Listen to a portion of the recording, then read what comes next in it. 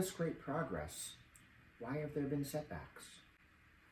Well, it wasn't as if the pre-modern era and the modern era were intentional planned projects.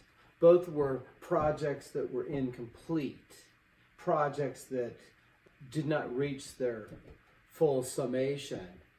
So in the modern era, I think the setbacks began when we thought we had arrived. And we looked down at the pre-modern people and thought they were stupid. And we dismissed so much of what they were doing that was right that we failed to keep it going, the right things going in the modern era.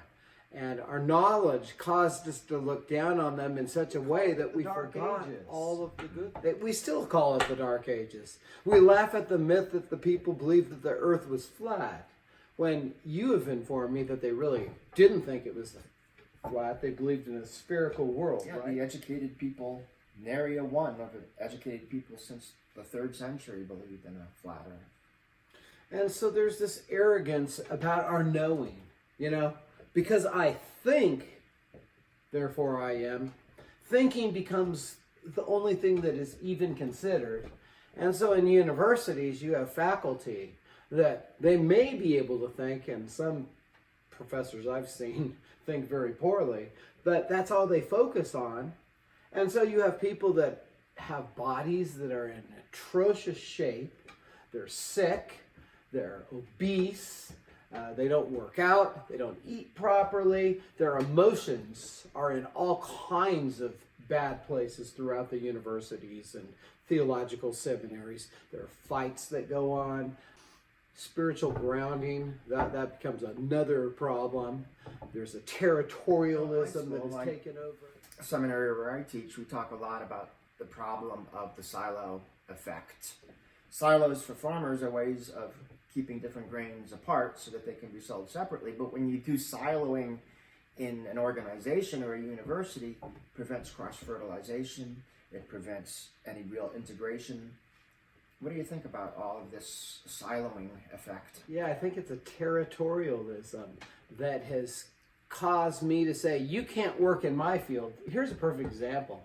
The psychotherapeutic fields have exclusivized themselves so much that they pushed everybody out. But they're the first that think that they're doing spiritual disciplines. They're the first that think that they're going to be spiritual advisors. And these people have the last qualifications, the least qualifications to be doing these things. So I think siloing is another form of arrogance. Yeah. So Randall, how do we get past this? I think it's really hard. I don't think we start by trying to make great big leaps. I think we start small. First we let our psychological needs of being right or the sickness of being in control and superior to others.